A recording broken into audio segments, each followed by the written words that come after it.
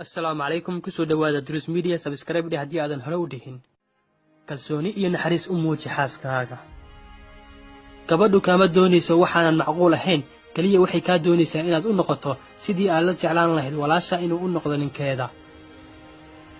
gabadhu waa mustaqbalkaaga adiga ayaa ah mid ka xadidaya waxay noqonayso hadii aad dhagarto iyadana way ku dhagraysaa hadii aad jeclaatona iyaduna way ku jeclaanaysaa gabadhu waxay jeceshahay inaad ula ciyaarto markasta sidii caruurtii si kasta oo ay u weyn tahay gabadhu xitaa hadii ay qalbi adag tahay marna kama tagayso dareenka galgaceelkaaga iyo naxariistaada gabadhu markaad adigu murugaysan tahay waa midda kaliya ee kula qaybsata murugada ku haysata xilligaas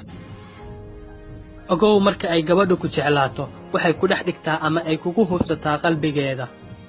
hala tartamin dulqaadka gabadha ogow waxay xamishay 9 bilood ay caloosha ku qaado ubadkaaga oo waliba u adkaysato xanuunka foosha ubadkaaga fadlan wanaaji gabadhaada waa kugu amaano ogow maahan adoon aad adiga soo iibsatay siday kugu naxariisato ugu naxariiso siday ku jeceshahayna u jeclow